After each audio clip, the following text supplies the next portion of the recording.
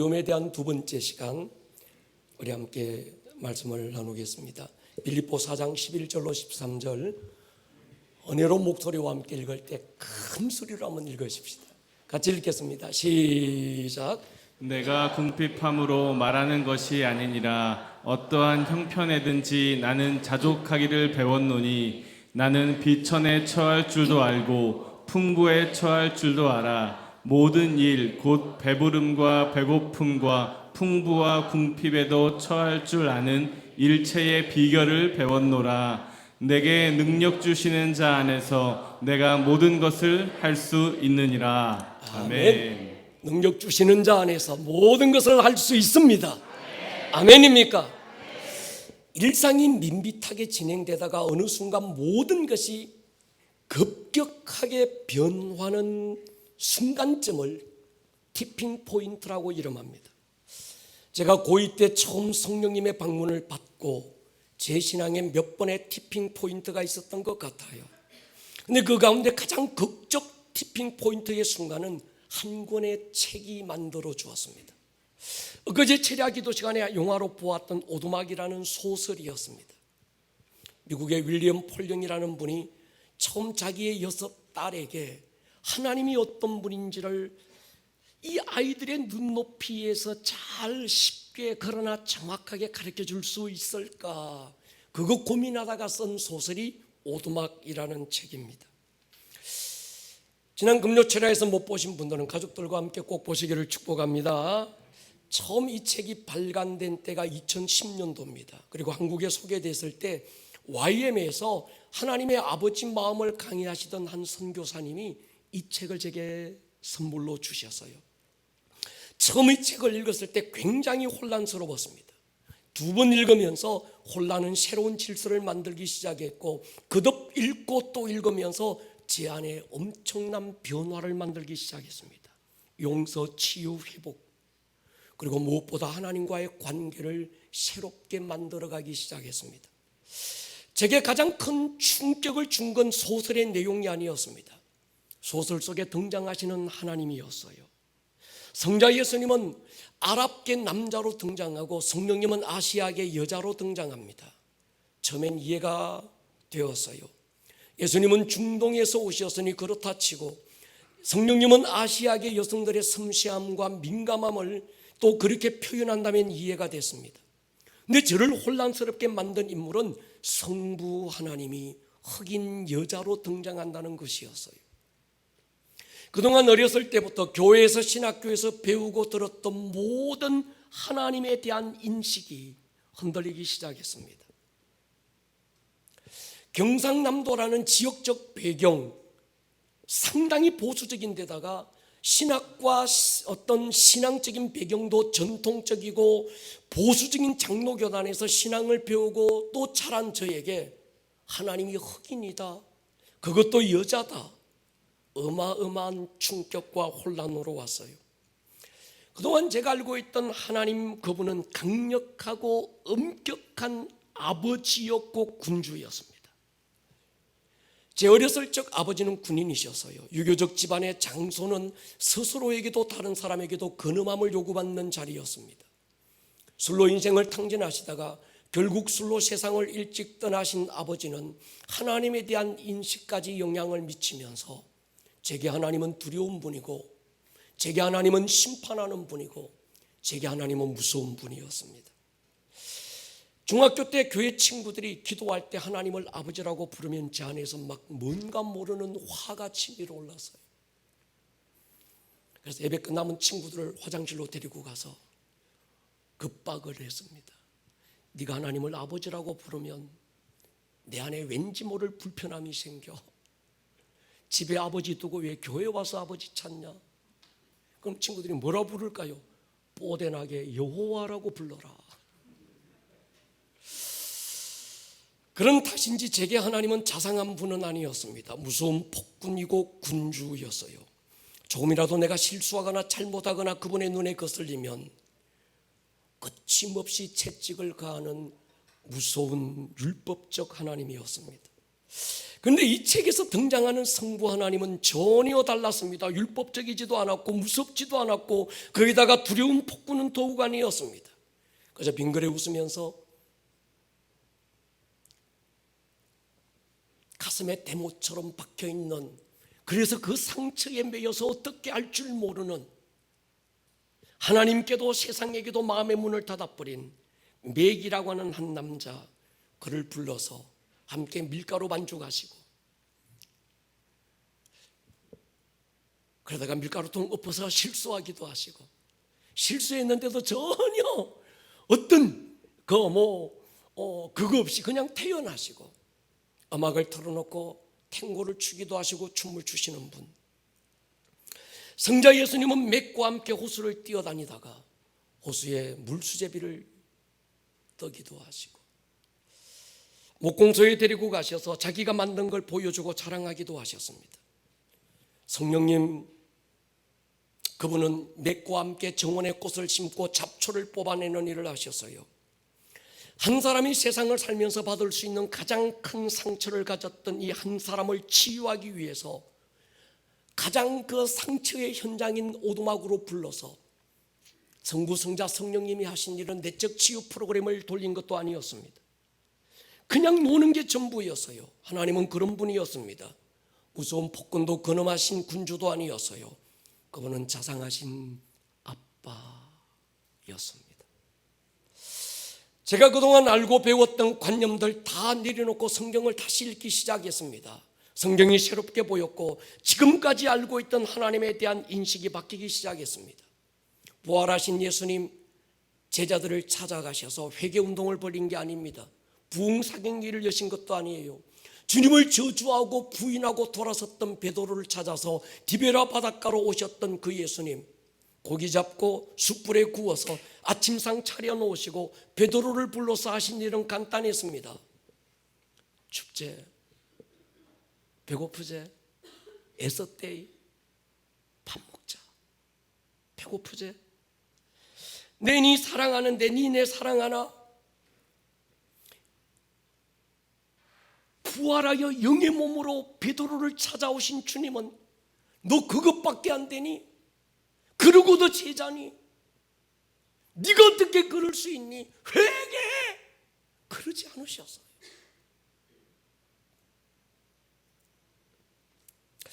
하나님에 대한 인식이 오늘 바뀌기를 축복합니다. 천국에 대한 인식이 바뀌기를 축복합니다. 천국 가면 우리가 알던 것처럼 황금면류관 덮어쓰고 밤도 낮도 없는 그곳에서 영원토록 예배만 드린다고 생각하니까 천국 가고 싶은 마음이 없어지는 거예요. 1시간 예배도 견디기 힘든데 밤도 낮도 없고 영원토록 예배만 드린다. 천국 안 가고 싶은 거예요.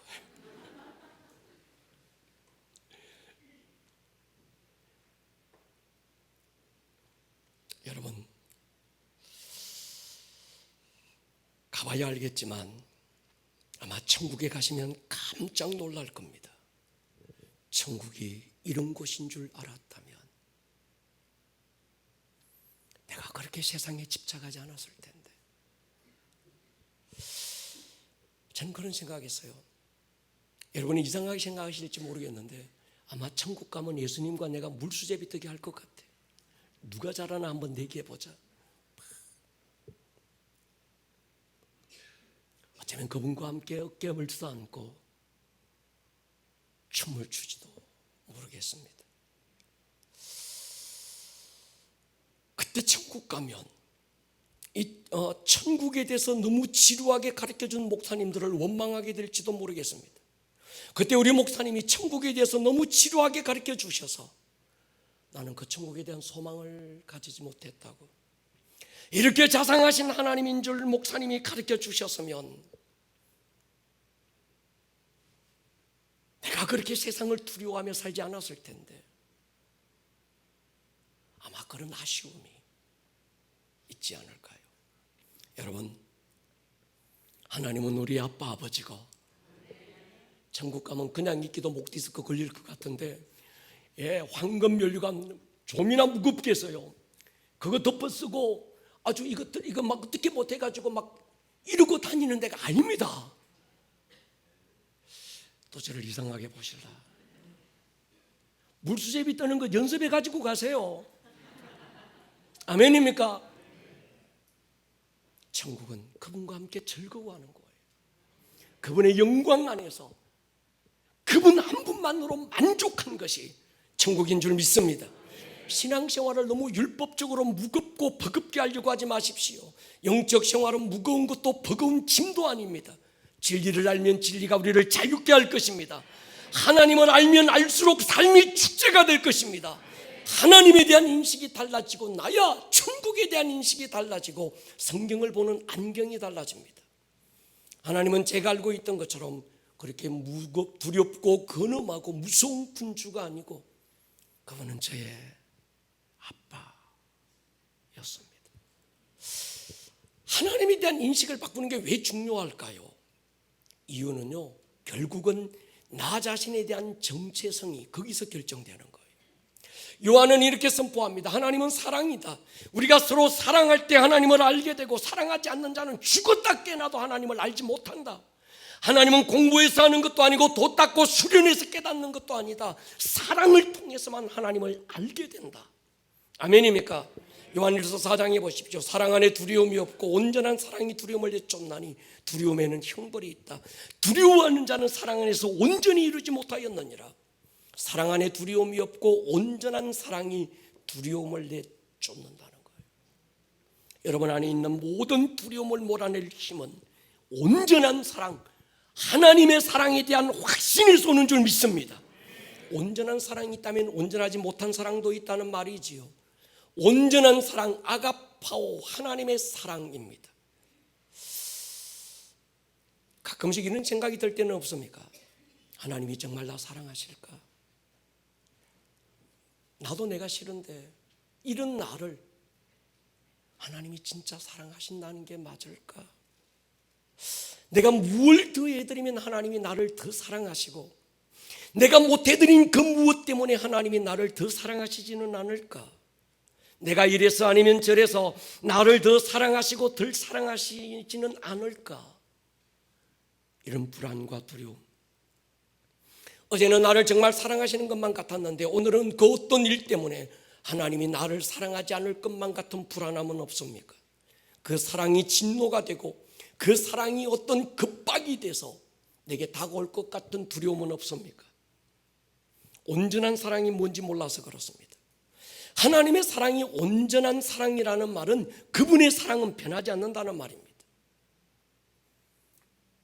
우리를 사랑하실 때 그 타이밍이 우리가 아직 죄인 되었을 때 하나님을 알지 못하고 하나님에 대한 어떤 지식조차 없고 하나님을 찾으려고 하는 그 어떤 마음의 열심조차 아무것도 없고 여전히 죄 가운데 냄새나고 초라한 가운데 버려져 있는 인생이었을 때 주님은 우리를 사랑하셨다는 거예요. 그 사랑의 확정으로 그 아들을 십자가에 내어 놓으셨다는 것입니다. 아멘입니까? 이 말은 무슨 말인가 하면 우리에게 있는 어떤 조건 때문에 우리를 더 사랑하는 게 아니라는 얘기입니다. 창세 전에 우리를 사랑의 대상으로 창조해 놓으시고 영광 가운데 풍성한 대로 하늘에 속한 모든 신령한 복을 우리에게 쏟아부어 주시기로 결정하신 하나님의 사랑의 결정이 오늘 우리를 사랑케 하시는 줄로 믿습니다. 힘 좋고 일 잘하고 부려먹기 좋은 종놈 하나 만들자 해서 만든 게 아니지요. 그런 종은 천사만으로도 하나님께는 충분하지 않았겠습니까? 그러니까 우리가요, 내가 누구냐, 선십 굉장히 중요한데 내가 누구냐라고 하는 건 하나님이 내게 어떤 분이냐가 결정하는 거예요.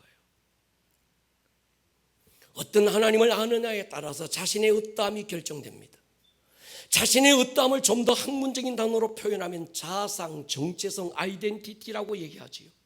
이 정체성이 한 사람의 인생의 질을 얼마나 바꿔놓는지에 대해서 깊이 생각해 볼 필요가 있습니다.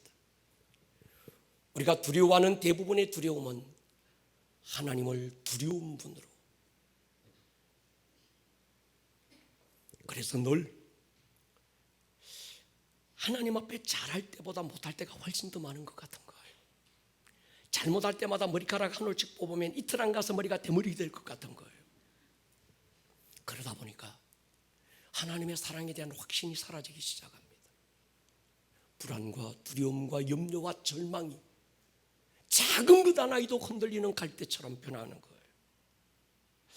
이스라엘 백성들 애굽을 나와서 홍해를 건넙니다.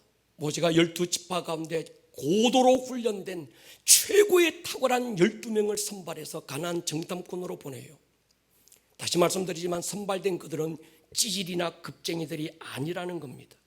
60만 명 가운데 뽑히고 또 뽑힌 용사들입니다. 그들이 그 땅을 정탐하고 돌아왔을 때 그 10명이 이렇게 보고합니다. 민수기 13장 보십시오. 그와 함께 올라갔던 사람들은 이르되 우리는 능히 올라가서 그 백성을 치지 못하리라. 그들은 우리보다 강하니라 하고 이스라엘 자손 앞에서 그 정탐한 땅을 악평하여 이르되 우리가 두루다니며 정탐한 땅은 그 거주민을 삼키는 땅이요 거기서 본 모든 백성은 신장이 장대한 자들이며 거기서 네피림 후손인 아낙 자손 거인들을 보았나니, 이 말이 중요합니다. 우리는 스스로 보기에도, 그들이 보는 게 아닙니다. 스스로 보기에도 메뚜기 같으니 그들이 보기에도 그와 같았을 것이라. 가나안의 사람들이 이스라엘 백성들을 메뚜기로 본 게 아니고 지가 자기 자신을 볼 때 메뚜기처럼 본 거예요. 내가 나를 메뚜기처럼 보고 있으니 남도 나를 메뚜기처럼 볼 거라고 생각한 거예요. 여러분, 내가 나를 어떤 사람으로 보느냐, 이걸 자아상이라고 말합니다. 그들 가나안의 거민들이 자신을 메뚜기로 보았다는 말이 결코 아닙니다. 스스로 짐작컨대 아마도 내가 나를 볼 때 메뚜기처럼 보이는데 그들도 나를 메뚜기처럼 볼 거라는 자기 생각일 뿐이었습니다. 그 말을 들었던 백성들 마음이 깨져서 밤새 통곡합니다. 민수기 14장 1절 보십시오. 온 회중이 소리를 높여 부르짖으며 백성이 밤새도록 통곡했다. 여러분, 마음의 바이러스는 코로나19 바이러스보다 훨씬 더 전염성이 강합니다. 실제 가나안의 거인들은 이스라엘을 어떻게 생각하고 있었을까요? 여리고성을 정탐하러 갔던 두 명의 정탐꾼에게 그 여리고성의 기생 라합이 했던 얘기가 있습니다. 여호수아 2장 11절 보십시오. 같이 한번 읽을게요. 시작. 우리가 듣자 곧 마음이 녹았고 너희로 말미암아 사람이 정신을 잃었나니 너희의 하나님 여호와는 위로는 하늘에서도 아래로는 땅에서도 하나님이시니라. 이게 팩트입니다. 아멘입니까? 이게 사실이에요. 여호수아 5장 보십시오. 요단 서쪽의 아모리 사람 모든 왕들과 해변에 가나안 사람의 모든 왕들, 그들 왕들이 뭐 어떤 찌질이들 말고요, 거지들 말고요, 논팽이들 말고요, 왕들이 여호와께서 요단물을 이스라엘 자손들 앞에서 말리시고 그들을 건너게 하셨음을 듣고 마음이 녹았다. 이스라엘 자손들 앞에서 정신을 잃었더라. 혼비백산이라는 단어를 여기서 쓰는 거예요.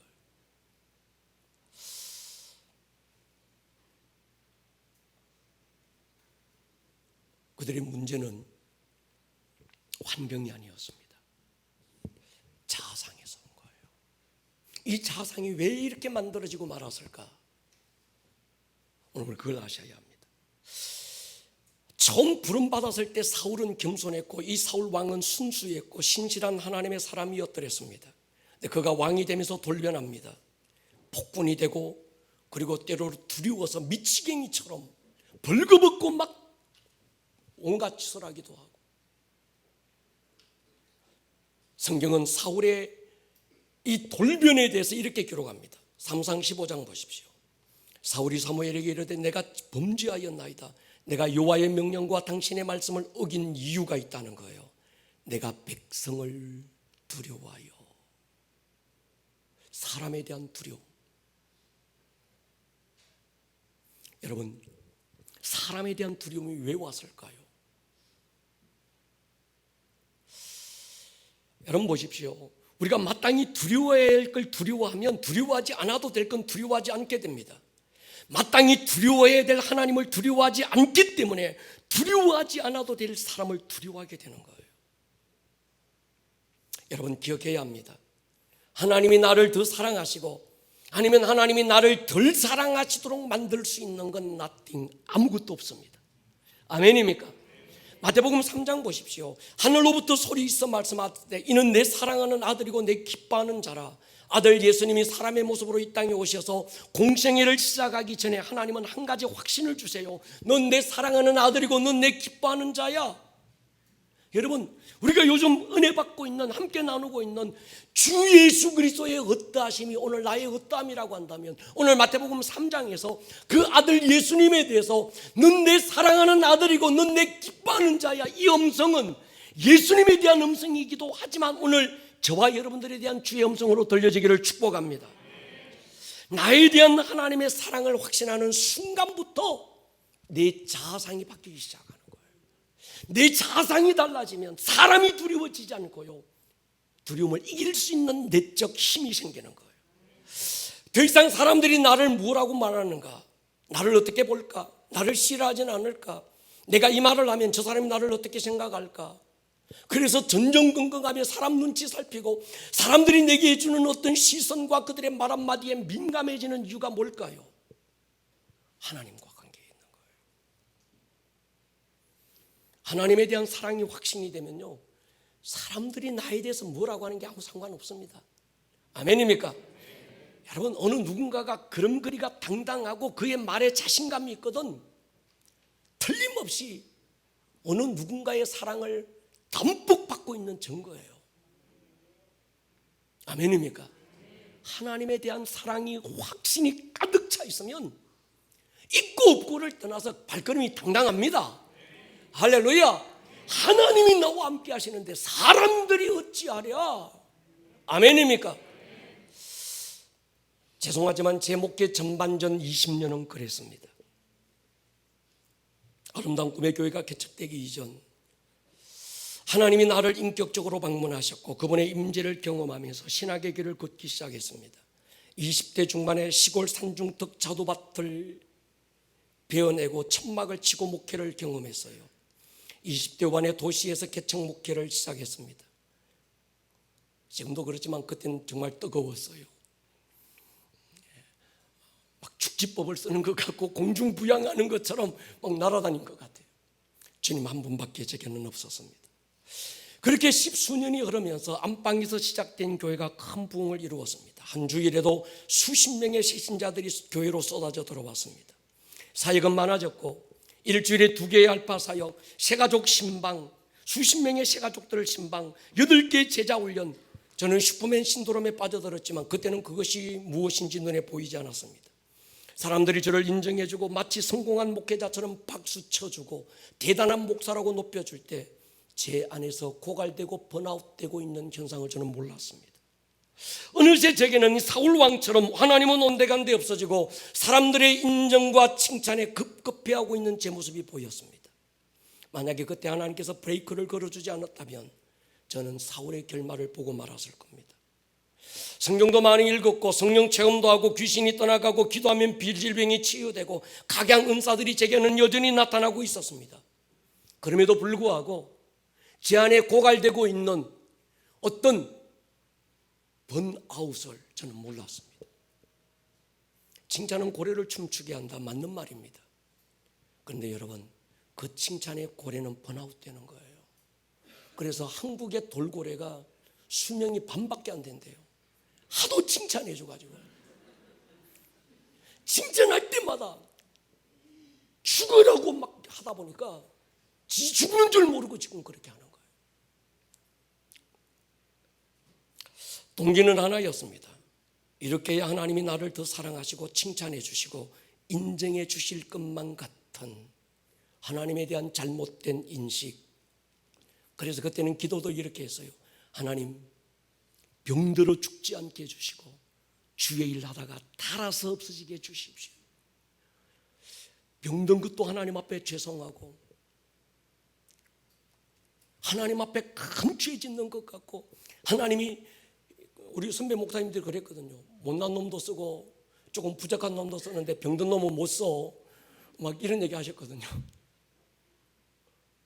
병들면 하나님이 저를 버릴 것 같았어요. 내가 조금만 덜 열심히 하면 하나님이 나를 버릴 것만 같았습니다. 그 율법적 하나님에 대한 잘못된 인식이 저를 번아웃으로 몰아넣었고, 내가 열심히 하면 할수록 사람들이 나를 인정해주고 박수 쳐주면 그럴수록 내 안에 하나님은 없어지고 사람들의 인정과 박수에만 급급하고 있었습니다. 사람들의 인정과 박수라고 하는 것이 소금물처럼 마실수록 갈증만 일으킨다는 걸 그때는 몰랐습니다. 사람들이 나를 더 특별한 목사로 인정해주고 박수 칠 수 있게 더 특별한 뭔가를 해야 된다는 강박이 저를 더 고갈시키고 있었어요. 여러분, 제가 이 오두막이라는 책을 읽으면서 깨달은 게 그거였습니다. 하나님이 나를 더 사랑하시게 하는데 중요한 건 내게는 아무것도 없다는 거예요. 아멘입니까? 당신이 하나님의 자녀라는 사실 한 가지 외에, 그리고 하나님이 당신을 사랑하기로 작정하셨다는 한 가지 외에 하나님이 당신을 더 사랑하게 하거나 덜 사랑하게 하거나 아무것도 없다는 거예요. 하나님의 사랑이 내 안에 꽉 채워지고 나면 사람들이 나를 어떻게 생각할까? 내가 있는 것 때문에, 없는 것 때문에, 내가 잘하는 것 때문에, 아니면 못하고 있는 그것 때문에 사람들이 나를 어떻게 판단하고 나를 어떻게 인정할까? 여러분, 그건 초월해지게 되는 겁니다. 가장 중요한 건 하나님이 당신을 사랑하신다는 한 가지 외에 모든 지식은 이단입니다. 아멘 해야 합니다. 상품은 여러 개를 만들어 놓고 똑같은 상품인데 A급, B급, C급으로 나눌 수 있어요. 근데 작품은 그 자체가 가치가 됩니다. 작품의 가치는 작품이 결정하는 게 아니라 작가에 의해서 결정되는 거예요. 우리가 볼 때 피카츄가 그린 그림이나 피카소가 그린 그림이 별반 다르지 않아 보입니다. 근데 피카소가 그렸다 해서 거기에 사인 하나 있다고 그래서 그 가치가 하늘을 치닫는 거예요. 여러분은 상품이 아닙니다. 아멘입니까? 여러분과 똑같은 사람 세상에 아무도 없습니다. 여러분은 하나입니다. 주님 보실 때 최고의 작품인 줄 믿습니다. 확신이 있어야 합니다. 주님이 나를 사랑하신다는 이 한 가지 외에, 그리고 이 하나님이 나를 사랑하시는 이 사랑은 그 무엇 때문에 결코 변하거나 취소되거나 없어지지 않는 거예요. 오늘 하나님께서 여러분들의 마음 안에 하나님의 사랑이 깊이 새겨지기를 축복합니다. 어제 저녁에 어느 가정에 신방을 갔어요. 그래서 등록 신방하면서 그 집 애에게 물었어요. 너 금요일날 영화 보고 너 뭐 느꼈니? 그러니까 이 어린애가 하나가 기억난대. 하나님이 유독 자기를 사랑한다는 것 하나만 기억난대. 다 잊어버려도 됩니다. 하나님이 유독 당신을 사랑하십니다. 우리가 믿음이 있든 없든 이 세상을 살아가는 데는 여러분 돈이라는 게 필요한 것 같아요. 인간이 느끼는 불안과 두려움 안에는 재물에 대한 부분이 큰 것 같습니다. 성경에도 돈과 재물에 대한 구절이 2000개가 넘습니다. 이 말은 우리 신앙과 재물은 깊은 관련이 있다는 말이고, 하나님은 우리에게 재물이 필요하다는 걸 알고 계신다는 말이고, 돈은 하나님의 관심사가 틀림없습니다. 하나님께 무슨 돈이 재물이 필요할까요? 모든 것이 하나님이 주인인데. 다윗의 고백을 들어보십시오. 대상 29장 보십시오. 같이 읽겠습니다. 시작. 여호와여, 위대하심과 권능과 영광과 승리와 위엄이 다 주께 속하였사오니 천지에 있는 것이 다 주의 것이로소이다. 여호와여, 주권도 주께 속하였사오니 주는 높으사 만물의 머리이심이니이다. 부와 귀가 주께로 말미암고 또 주는 만물의 주제가 되사 손에 권세와 능력이 있사오니 모든 사람을 크게 하심과 강하게 하심이 주의 손에 있나이다. 아멘. 주의 손에 있음을 인정하십니까? 모든 것이 하나님의 것임에도, 그럼에도 불구하고 하나님이 우리의 돈과 재물에 관심을 가지는 이유가 뭘까요? 하나님의 관심이 돈이나 재물이 아니라 우리의 마음이기 때문입니다. 로마서 8장 보십시오. 마음을 살피시는 이가 성령의 생각을 하신다. 하나님은 어떤 분일까요? 우리의 마음을 살피시는 분, 내 마음의 무게를 하나님의 저울에 달아보시는 분이죠. 삼상 16장에 보면요, 여호와께서 사무엘에게 말씀합니다. 그의 용모와 키를 보지 마라. 내가 이미 그를 버렸다. 내가 보는 것은 사람과 같지 아니하니 사람은 외모를 보거니와 나 여호와는 중심을 보느니라. 하나님의 시선, 하나님의 마음은 우리의 마음에 집중되어 있지요. 우리의 마음 중심에 관심이 있으신 이유가 뭘까요? 우리의 마음에 누가 주인이냐는 거예요. 여러분, 마음과 돈은 분리가 안 됩니다. 재물이 있는 곳에 마음이 있습니다. 그 사람의 마음이 어디로 흐르고 있는지를 알려면 그 사람의 돈의 흐름을 찾아가면 알아요. 이건 틀림없는 바로메타입니다. 며칠 전 사울을 버리고 대신 다윗을 이스라엘 왕으로 선택하는 과정을 하나님이 새롭게 보게 하셔서요, 이스라엘 왕으로 세울 자에게 기름 붓기 위해서 사무엘이라는 대선지자를 이새의 집으로 보내요. 내가 이새의 8아들 가운데서 왕으로 세울 자가 있다. 너는 가서 내 아를 대신하여 그에게 기름을 부어라. 하나님은 처음부터 그 집안의 막내 아들 다윗을 선택했으니 그에게 왕의 기름을 부으라고 알려주지 않습니다. 사무엘은 누가 이스라엘의 왕으로 선택됐는지, 누구에게 기름을 부을지 알지 못한 채 이새의 집으로 갔어요. 제일 먼저 면접 대상이 엘리압 큰아들입니다. 엘리앗을 처음 볼 때 선지자 사무엘은 확신했습니다. 하나님이 선택하신 이스라엘의 왕이 바로 엘리압이구나. 그래서 그 마음의 확신을 따라서 엘리압의 기름을 부으려고 할 때 하나님의 음성이 급하게 들렸습니다. 그의 용모와 키를 보지 마라. 내가 이미 그를 버렸다. 나 여호와는 마음을 보신다. 저를 사로잡은 한 단어가 있어서요, 내가 그를 버렸다라는 거예요. 여러분, 버렸다는 건 내 손에 쥐고 있는 걸 버리는 거예요. 내 손이 없는데 나 그거 버려서 안 그럽니다. 내 건데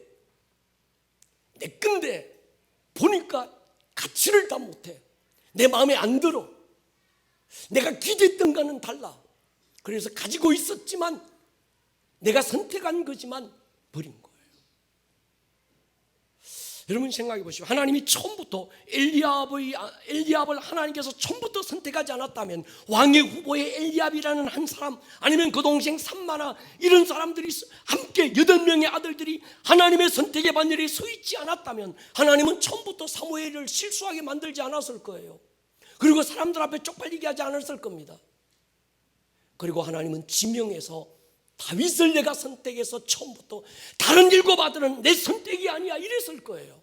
근데 하나님은 그렇게 말씀하지 않습니다. 이 말은 뭘까요?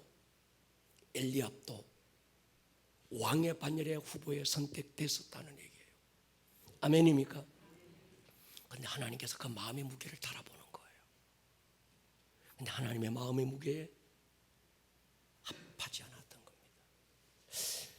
기록되어 있지 않아서 잘 모르겠습니다. 그러나 분명한 건 하나님께서 그 중심을 보시고 그를 버린 이유가 그의 마음 안에 인간적인 야심과 마이 킹덤을 꿈꾸는 인간의 어리석은 야심이, 욕심이 있다는 걸 하나님 보지 않았을까요?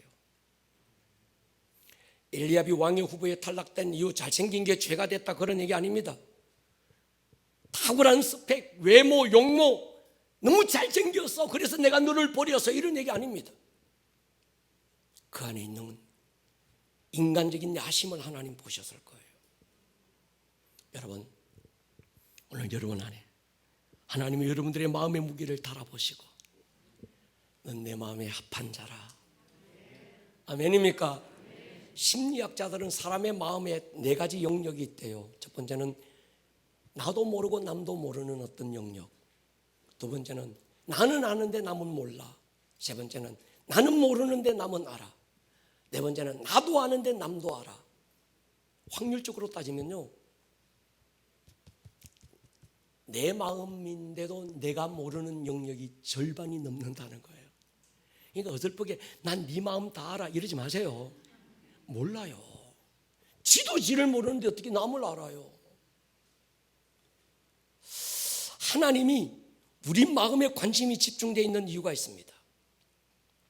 여러분, 그 사람의 마음이 그 사람의 진짜 모습이에요. 이 육은 껍데기고 담는 그릇, 마음을 담는 하나의 그릇입니다.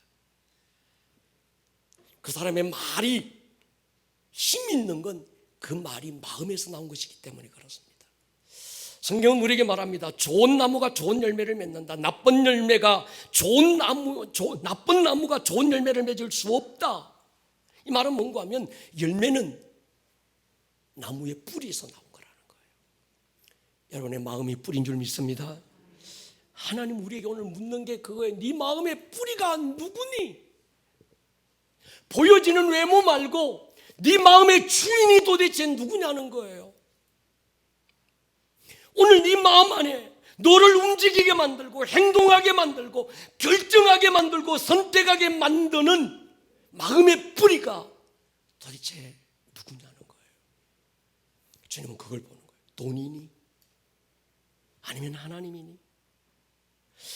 여러분 산상수훈에서 주님은 이런 말씀을 하셔요. 마태복음 6장 보십시오. 19절에 보면 너희를 위하여 보물을 땅에 쌓아두지 마라. 거기는 좀과 통록이 해하며 도둑이 구멍을 뚫고 도둑질하느니라.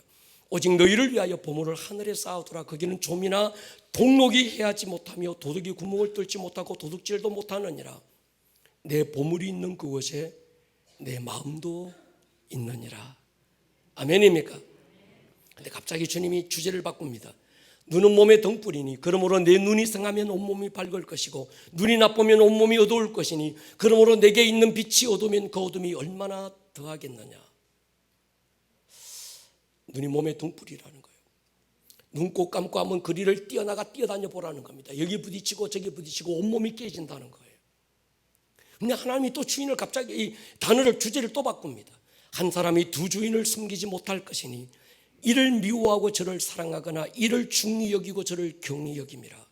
그러면서 이에 대한 결론을 총체적으로 던져요. 너희가 하나님과 재물을 겸하여 섬기지 못한다. 여러분, 눈에 대한 얘기가 아닙니다. 재정에 대한 얘기가 아니에요. 주인에 대한 얘기예요. 돈이 사람의 눈을 가리면요, 돈밖에 안 보여요. 돈 하다가 돌아요. 그때부터는요, 돈이 주인이 됩니다. 그리고 이 사람을 끌고 다녀요. 돈이 하라고 하는 건 다 합니다. 돈이 하지 말라고 하면 안 해요. 돈의 노예가 되는 거예요. 그래서 주님이 주인에 대한 얘기를 하시는 거예요. 6장 25절 결론적으로 보십시오. 그러므로 이건 결론적으로 이 말이거든요. 내가 너희에게 이르노니 목숨을 위하여 무엇을 먹을까 무엇을 마실까 몸을 위하여 무엇을 입을까 염려하지 마라. 목숨이 음식보다 중하지 아니하며 몸이 의복보다 중하지 아니하냐. 결론을 내린다면 그 사람의 마음과 눈과 재물 주인은 연관이 있는 겁니다. 성경은 돈이 일만하게 뿌리라고 말하는데 돈이 악일까요 선일까요? 악도 아니고 선도 아니지요. 돈이 죽이는 악이 될 수도 있지만 살리는 선이 될 수도 있습니다. 처음에는 이 돈이 우리의 눈을 어둡게 만들어요. 아무것도 안 보이게 합니다. 그리고 이 돈이 내 주인이 돼요. 행복과 불행의 기준이 돈이 됩니다. 자신이 행복한 이유도 돈이 있기 때문이고 자기가 불행한 이유도 돈이 없기 때문이라고 생각합니다. 오늘 불안하고 염려하는 이유가 보장되지 않는 일정한 수입 때문이라고 생각해요. 그게 보장이 되면 일정 이상의 잔고가 내 통장에 남아 있으면 난 왠지 든든해, 행복해, 자신이 있어. 그 사람은 돈이 주인입니다. 일정 이하의 잔고가 떨어지면 갑자기 불안해집니까?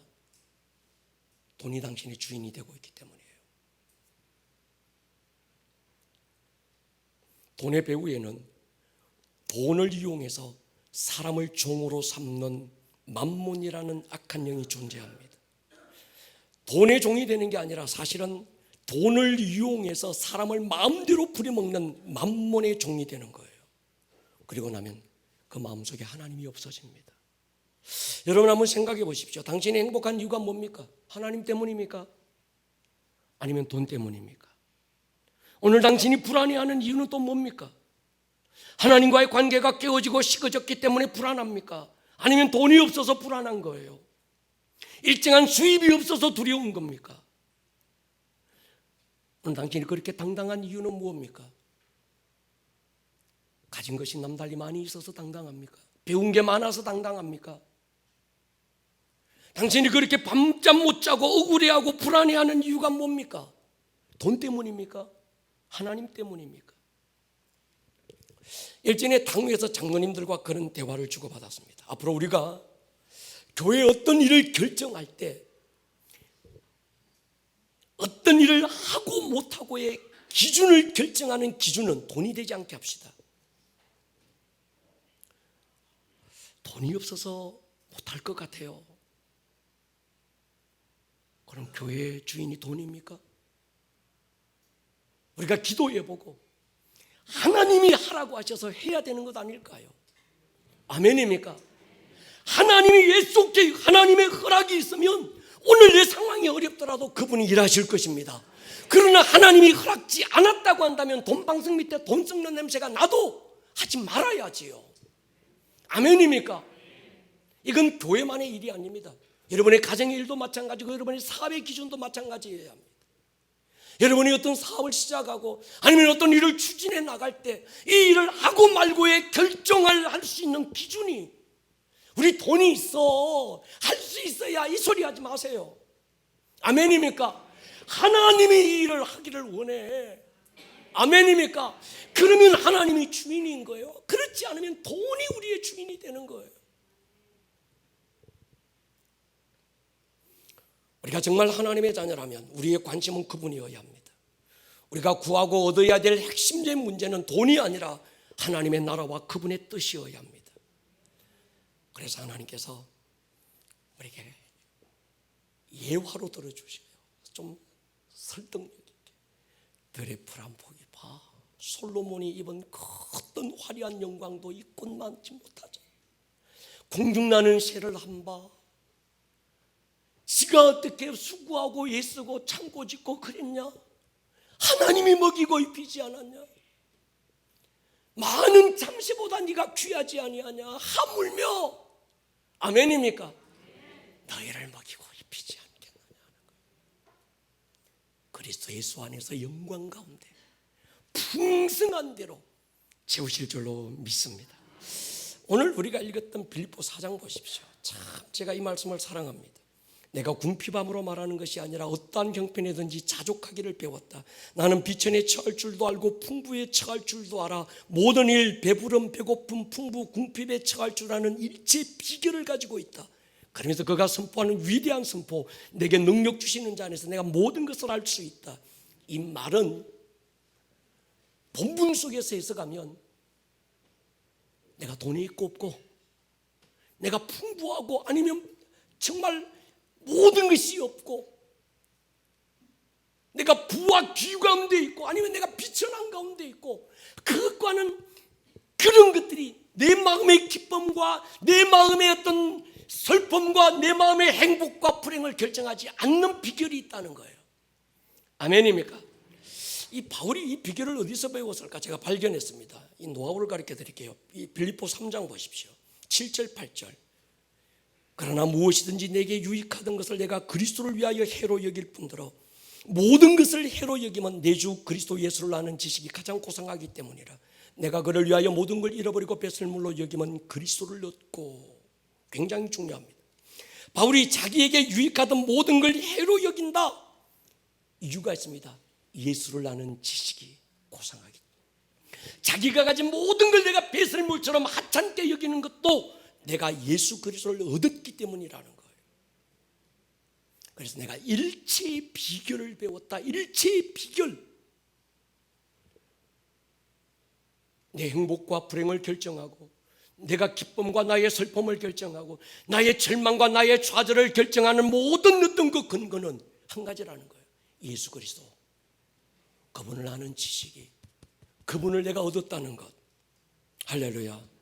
여러분 예수를 알면 됩니다. 예수를 가지면 됩니다. 인간은 처음부터 그 예수를 아는 것으로, 예수를 가지는 것으로 만족하도록 창조된 거예요. 나머지 것들은요, 이게 채워지지 않으니까 다른 대용품을 찾는 거예요. 이 설교를 준비하고 기도의 집에 앉았을 때 하나님이 제게 물었어요. 아들아, 네게 선택권을 줄게. 내일 예배가 네 일생에 한 번도 경험해보지 못했던 최고의 하나님의 임재적 영광의 예배를 드릴 수도 있고, 네가 그걸 포기하면 10억을 얻을 수도 있어. 둘 중에 네가 선택해. 오늘 이 예배는 10억을 포기하고 드리는 예배입니다. 100억을 포기하고 드리는 예배입니다. 저는 조금도 망설이지 않았습니다. 주님, 한 번의 임재적 예배를 내가 선택할 것입니다. 그 사람은요, 세상이 감당할 수 없습니다. 돈은 당신의 필요가 아니라 주인이 데리고 간다는 것을 잊지 마십시오. 돈에 대한 염려, 이미 만몬이 역사하고 있다는 증거입니다. 기억할 건 돈은 은사지 복이 아닙니다. 돈이 복이라고 생각하는 순간에 만몬에게 쏟습니다. 은사는 사용하고 나누어 주라고 주신 선물이고, 그분의 뜻대로 사용할 때 더하여 주시지만 그분의 뜻대로 사용하지 못하면 거두어 가기도 하는 거예요. 여러분, 하나님의 공급을 믿으십시다. 재정적인 문제를 맡겨드리십시다. 당신의 재정의 모든 영역에 하나님이 주인인 것을 선포하십시다. 머리를 한번 숙여보겠습니다. 이 시간 한번 기도했으면 좋겠습니다. 주님, 물으세요. 네 마음의 주인이 누구니? 여러분, 사람의 말이 아니라 주님의 음성으로 들으십시오. 아들아, 네 마음의 주인이 누구니? 네 마음의 뿌리가 도대체 누구니? 너 무엇 때문에 절망하니? 무엇 때문에 두려워하니? 돈 때문이니? 나와의 관계 때문이니?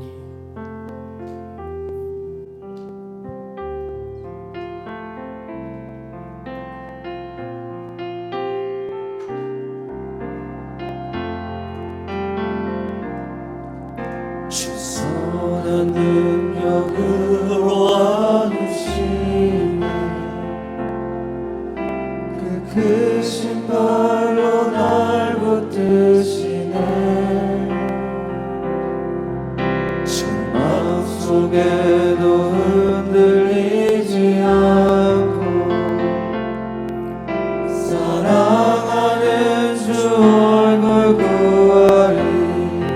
선한 능력으로 선한 능력으로 일어서리. 주만 의지하리. 믿음으로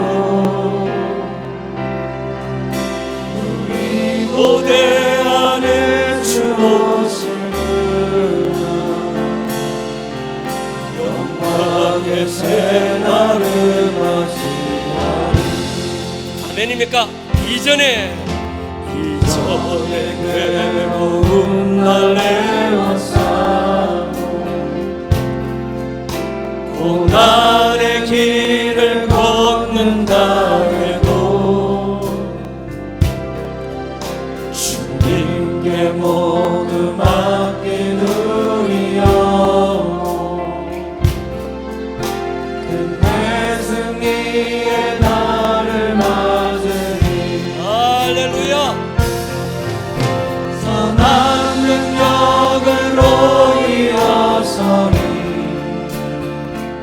주만 의지하리. 믿음으로 우리 고개 안에 주 오시구나. 영광의 새날을 맞이하리. 주님이 마신 고난의 쓴 잔을, 주님이 마신 고난의 쓴 잔을 우리도 감사하며 받으리. 주님의 남은 고난, 주님의 남은 고난 채워가며 예수와 복음 자리에서 우리 한번 일어설까요? 선포하십시다. 선한 능력으로 일어서니 수많은 지하를 믿음으로 우리 목에 안에 주었을 그날 승리의 세나 다시 한번 선포합니다. 선한 능력으로 선한 능력으로 일어서니 주만 의지합니다. 많은 믿음으로 살 것입니다. 믿음으로 사람들이 나를 어떻게 할 것이라 우리 몸에 안에 주님이 나의 주인임을 선포합니다. 승리의 새 주여 한번 부르고 동성으로 기도합니다. 주여! 오늘 들었던 이 말씀이 듣는 말씀에서 끝나지 않고 여러분들의 삶에 살아내는 말씀으로 생명력 있는 말씀이 될 수 있기를 주님의 이름으로 다시 한번 축복합니다. 온 하늘